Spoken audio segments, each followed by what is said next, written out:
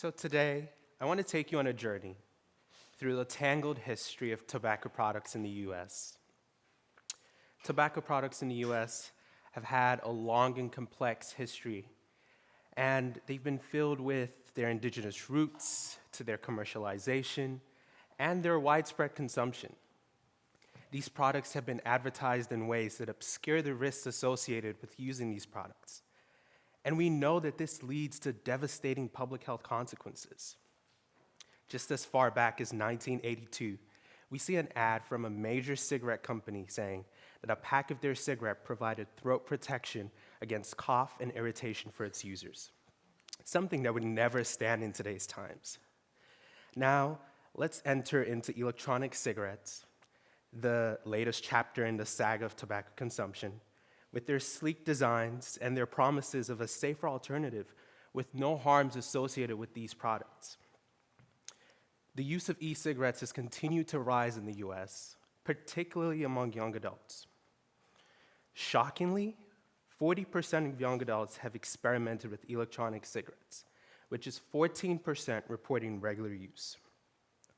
But just as far back, or as recent as 2017, we see ads from major tobacco companies surfacing again, claiming that these electronic cigarettes provide a form of relaxation, therapy, that has no harms associated with these products, and an alternative to traditional cigarette that, in quote, provides perfect health.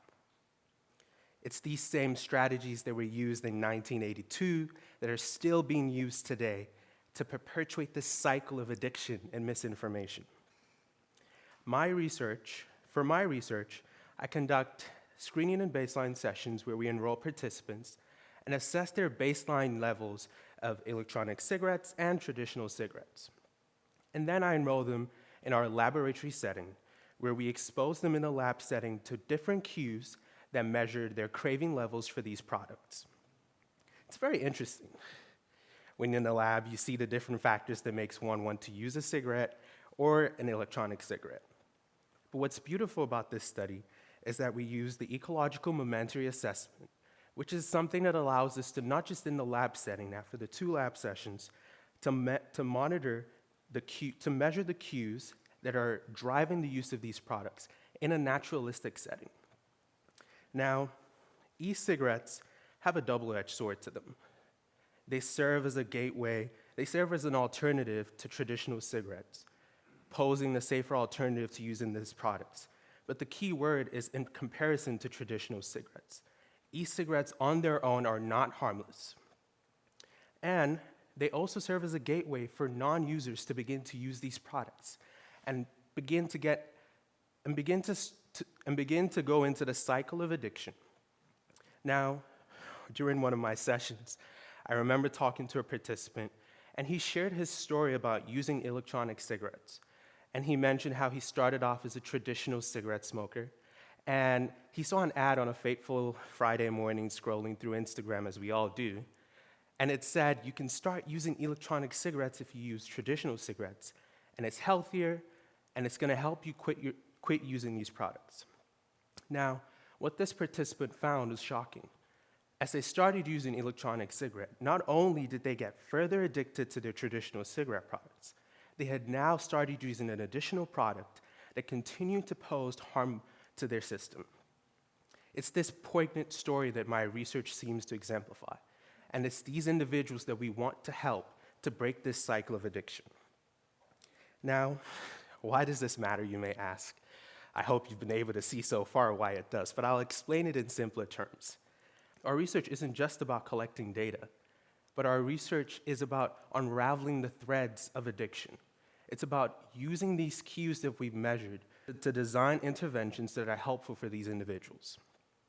With the use of the EMA that I mentioned, it's very innovative because it allows us to measure what cues are causing these people to use e-cigarettes and traditional cigarettes in their homes, in their workplaces, at the restaurant, even in church, as some people do.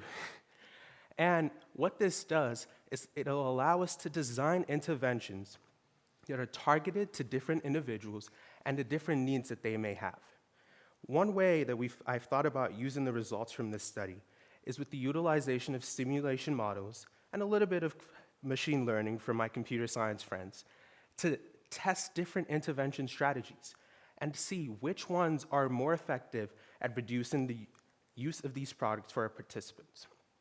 This is beautiful because we can then create interventions that are not just helpful at breaking this cycle, but we can also help generations to come to solve this problem that has been here since 1982 and is still here today.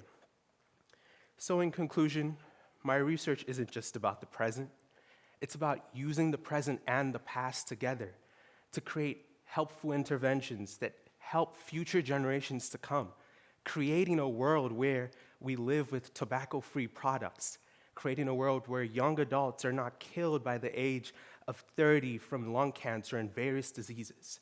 This is the world that I hope we can make through the product of my research. Thank you.